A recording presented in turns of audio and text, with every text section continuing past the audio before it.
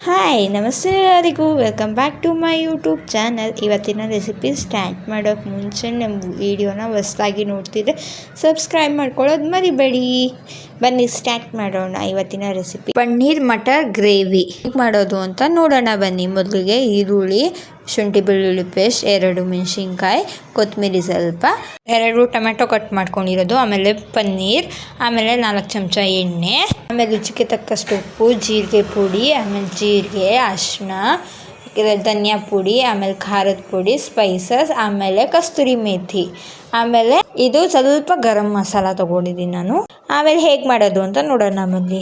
ಮೊದಲಿಗೆ ನಾನು ಒಂದು ಜಾರ್ ತೊಗೊಂಡಿದ್ದೀನಿ. ಜಾರಲ್ಲಿ 1 ಸ್ಪೂನ್ ಆಗೋಷ್ಟು ಶುಂಠಿ ಬೆಳ್ಳುಳ್ಳಿ ಪೇಸ್ಟ್ ಹಾಕೋತಿದ್ದೀನಿ. ಅದಾದಮೇಲೆ 2 ಮೆಣಸಿನ್ಕಾಯಿ ಹಾಕೋತಿದ್ದೀನಿ. ಅದಾದಮೇಲೆ 1 ದಪ್ಪ ಕಟ್ ಮಾಡ್ಕೊಂಡಿರೋ ಈರುಳ್ಳಿನೂ ಇದು ಒಳಗೆ ಸೇರಿಸ್ತಿದ್ದೀನಿ. ಇದನ್ನು ನಾನು ಎಣ್ಣೆಯಲ್ಲಿ ಹಾಕಿ ಫ್ರೈ ಮಾಡ್ತಿಲ್ಲ, ಯಾಕಂದರೆ ಇದು ಹಸಿಯಾಗಿ ಮಾಡೋದ್ರಿಂದ ಟೇಸ್ಟು ಡಿಫ್ರೆಂಟಾಗಿ ಬರುತ್ತೆ. ಒಂದ್ಸಲಿ ಟ್ರೈ ಮಾಡಿ ನೋಡಿ. ಅದಾದಮೇಲೆ ನಾನು ತೊಳೆದಿಟ್ಕೊಂಡಿರೋ ಕೊತ್ತಂಬರಿನೂ ಇದ್ರೊಳಗೆ ಸೇರಿಸ್ತಿದ್ದೀನಿ. ಇದು ಫೈನ್ ಪೇಸ್ಟು ಅಲ್ಲ, ತರಿನೂ ಅಲ್ಲ, ಮೀಡಿಯಮ್ ನುಣ್ಣಗೆ ರುಬ್ಕೊಳ್ಳಿ.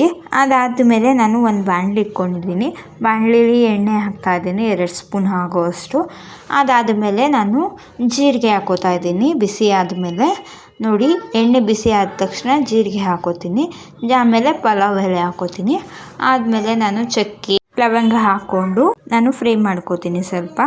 ಅದಾದಮೇಲೆ ನಾನು ಮಸಾಲ ಏನು ರುಬ್ಕೊಂಡಿದ್ನಲ್ಲ ಅದನ್ನು ಇದು ಎಣ್ಣೆ ಒಳಗಡೆ ಸೇರಿಸ್ತಾ ಇದ್ದೀನಿ. ಇದು ಸ್ವಲ್ಪ ಫ್ರೈ ಆಗಲಿ, ಹಸಿ ವಾಸನೆ ಅದು ಇರುತ್ತೆ ಹೋಗಲಿ. ಅದಾದಮೇಲೆ ನಾನು ಇದು ಮಸಾಲೆಗಳು ಎತ್ತಿಕೊಂಡಿದ್ನಲ್ಲ ಇದನ್ನು ಇದು ಒಳಗೆ ಸೇರಿಸ್ತಾ ಇದ್ದೀನಿ.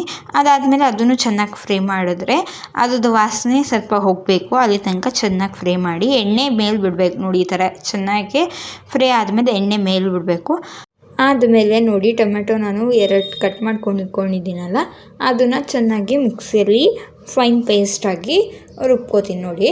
ಇದು ನೀವು ಜಾಸ್ತಿ ಜನ ಇದ್ದರೆ ಇನ್ನೊಂದು ಟೊಮೆಟೊ ಹಾಕ್ಕೊಂಡು ಚೆನ್ನಾಗಿ ರುಬ್ಕೊಂಡು ಹಾಕ್ಕೊಬೋದು. ಆದಮೇಲೆ ನಾನು ಇದು ಒಳಗೆ ಹಾಕಿ ಚೆನ್ನಾಗಿ ಫ್ರೈ ಮಾಡ್ಕೋತಿದ್ದೀನಿ. ಟೊಮೆಟೊದು ಹಸಿ ವಾಸನೆ ಹೋಗೋ ತನಕ ಫ್ರೈ ಮಾಡ್ಕೋತೀನಿ. ಆಮೇಲೆ ನಾನು ಸ್ವಲ್ಪ ತೊಳೆದ್ಬಿಟ್ಟು ಹಾಕ್ಕೋತಿದ್ದೀನಿ, ಅರ್ಧ ಲೋಟ ಆಗೋಷ್ಟು ನೀರು ಹಾಕ್ಕೊಂಡು. ಆದಮೇಲೆ ತಟ್ಟೆ ಮುಚ್ಚಿ 5 ನಿಮಿಷ ಚೆನ್ನಾಗಿ ಬೇಯಕ್ಕೆ ಬಿಡ್ತೀನಿ.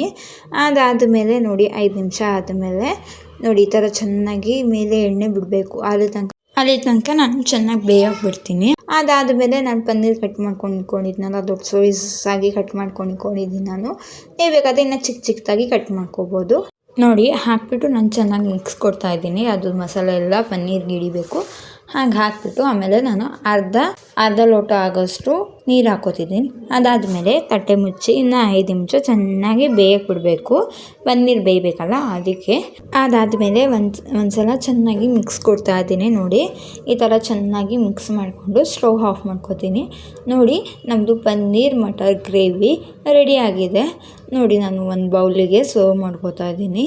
ಇದಾದಮೇಲೆ ಇದು ಚಪಾತಿ ಜೊತೆ ಸಖತ್ತಾಗಿರುತ್ತೆ. ಒಂದ್ಸಲ ಮಾಡಿ ನೋಡಿ. ನೀವು ಮಾಡೋದು ತುಂಬ ಈಸಿ, ಬೇಗ ಕ್ವಿಕ್ಕಾಗಿ ಮಾಡ್ಕೋಬೋದು ಇದು. ನೋಡಿ, ನಮ್ಮದು ಮಟರ್ ಪನ್ನೀರ್ ಗ್ರೇವಿ ಚಪಾತಿ ಜೊತೆ ರೆಡಿಯಾಗಿದೆ. ಇಷ್ಟವಾದಲ್ಲಿ ಲೈಕ್, ಕಮೆಂಟ್ ಆ್ಯಂಡ್ ಸಬ್ಸ್ಕ್ರೈಬ್ ಮಾಡ್ಕೊಳ್ಳೋದು ಮರಿ